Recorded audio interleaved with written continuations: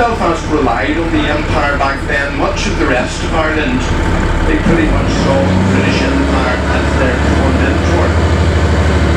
It's not hard to see why either. 1 million died as a result of the potato blight. Another 3 million would then leave Ireland by the end of the 19th century. While the population of Ireland plummeted from 8 million to 4 million in the very same time period, the population of Belfast rocketed from 40,000 to 400,000. People had come here hoping to find work, and with all the industries here, there was plenty of work. But depending on their religion, that would very much decide what kind of work they would be allowed to do, and where then they could afford to live. East Belfast today is referred to as a predominantly unionist area, and West Belfast a predominantly nationalist area. I make it clear a unionist sees the future of Northern Ireland better served in the union with Great Britain, whereas a nationalist sees the future of this part of Ireland better served out of that union. As to what religion those people happen to be shouldn't matter. But because of Ireland's complicated history, religion did get dragged into the problem, with most people of a Catholic faith being nationalist in their politics, most people of a Protestant denomination being unionist in their politics. The other 5 religions, they weren't here in others in the 19th century. They don't have any historical grievances. They don't generally pick their politics to suit their personal situation. On the right, that's Belfast's answer to the Leaning Tower of Pisa, the Albert Memorial. It leans 1 metre to the right and 1 metre backwards. Up ahead on the left, that's the Ulster Scots Centre. And that's where they promote the Ulster Scots language and culture. In this part of Ireland, there are 3 recognised languages: Irish, English, and Ulster Scots. By coming up on the left-hand side, you'll soon be able to see a large ceramic fish. It's called the Salmon of Knowledge. It's by a Belfast artist, John Kindness. It's said that if you kiss the Salmon of Knowledge in Belfast, then you'll become more intelligent. There it is on the left. I don't be doing that, by the way. It doesn't make you more intelligent. It's more likely to show just how intelligent you were. In fact, we were about to kiss it. On the left, that's the reason the Salmon of Knowledge is there. That's the Lagan Weir, built in 1994. Now it keeps the River Lagan at an artificial high tide, keeping it so clean that salmon could be reintroduced. And after an absence of nearly 200 years, they've been returning to breed ever since. On the left, that's the tallest building in Ireland. That's not a cathedral, that is the Hotel Tower. It stands just 85 metres high on the Antrim side of the River Lagan. We are now on the County Line side. Our stop number 2 is coming up next. It's right outside the SSE Arena, home to the Belfast Giants, our local ice hockey team. Ice hockey introduced here with the hope that it would get cross-community support. They did better than that. They maintained cross-community support. And one of the very few teams in any sport in Northern Ireland to do so. One of the reasons they do not allow flags inside the arena. Both traditions here are comfortable with the Belfast Giants here. And again, notice I call them both traditions, not religions.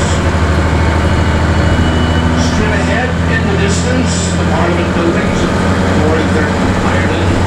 That's where our politicians don't do any work. That's what happens when you pay them 95% of their wages, whether they turn up or not. They just don't turn up, but they take 95%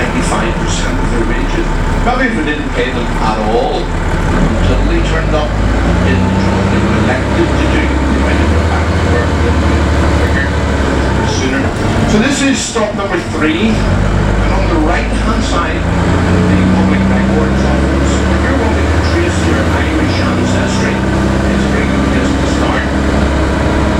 Doesn't matter what part of Ireland your ancestors came from originally, so long as they left Ireland before 1921, it's likely the documents are in that building on the right.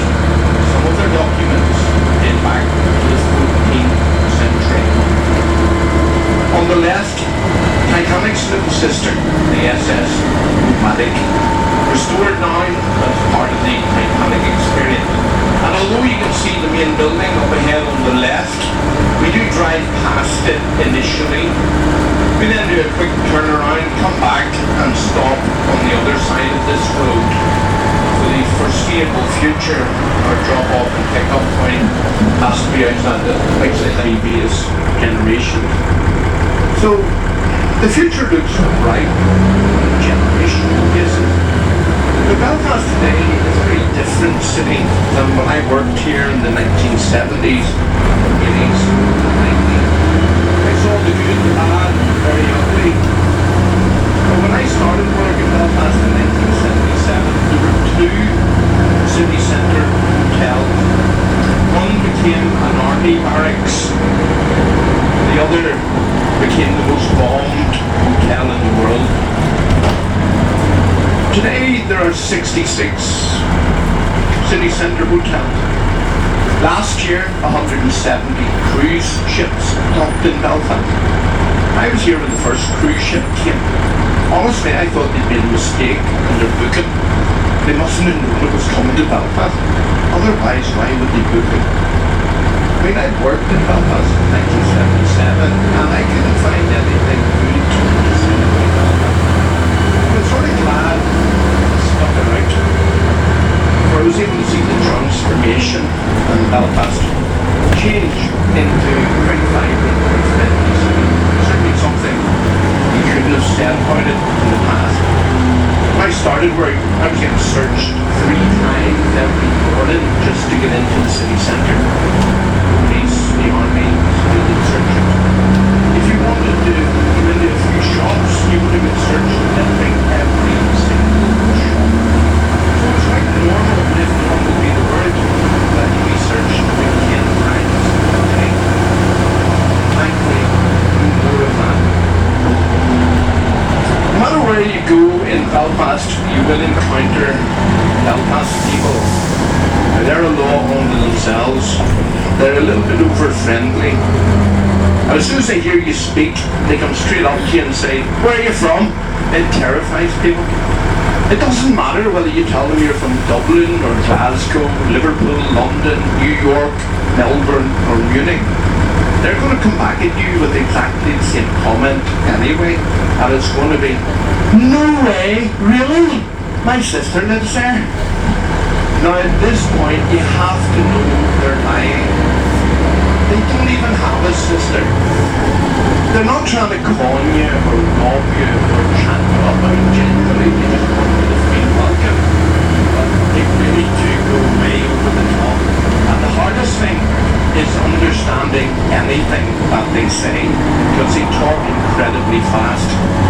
They also change their vowels. That certainly doesn't help. It makes every interaction sound like an interrogation.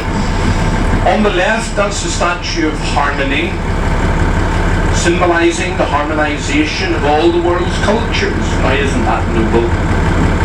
Then you bring it to Belfast, and it gets nicknames like Nuala, like the Bula, the Thing with the Ring, Your Doll in the Ball, or Janet on the Planet. Every piece of artwork gets an independent nickname. Admittedly, it's always much better done with a proper Belfast accent, but by now you've realised I don't have a Belfast accent. How might you have realised? Well, if you've understood more than 30% of what I've said so far, then I can't possibly have a Belfast accent. I mean, I can barely understand half of what they say, and I've been here a lot longer than you have. So we're going to stop at stop number 6. On the right though, that's a blast from the past, 10 foot thick in parts, a blast wall protecting the High Court from the car bombings of they do emphasise the past. Look left at all the buildings built mostly from glass. Now that's a new concept in building in Belfast. You see something here, built 1,000 pints of Guinness every day. Some people have argued that that's not really that much for a city centre bar. It is when you've only 20 customers. That's Lavery's on the left. 4 floors of entertainment for different music tastes and different age groups. And there's a lot of flags above it. A flag in Belfast is a flag. A flag is a flag. A stop is a stop, and a shop is a shop. And you want to know what you do with the map? You wash your floor.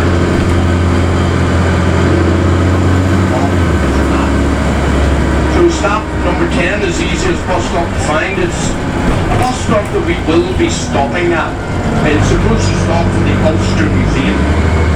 It's also the closest stop. You don't have to ring the bell. We've already said we're stopping. Get your hand off the bell. Stop.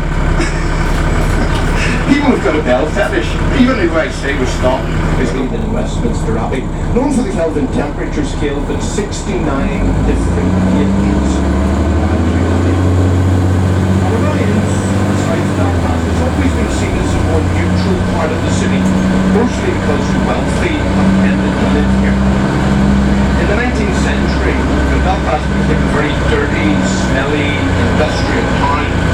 The wealthy screwed up and moved to what they considered the outskirts, where they could breathe cleaner air.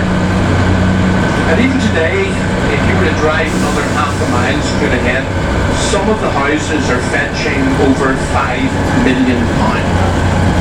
It's location, location, location. Even down to the right in Eglantine Avenue. In the 19th century, a lot of the houses there were built with servants' accommodation in the attic.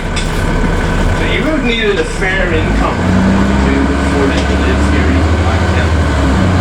Our stop number 11 coming up next. Even today, less than 15% of the school-age population here attend schools.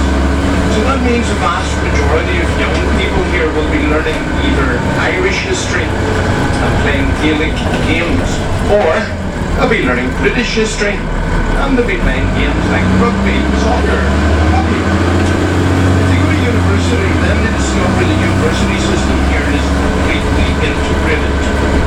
Sadly, too many people leave school rarely having mixed with people of a different tradition, but more so in Belfast than anywhere else. We're going to stop here at stop number 11.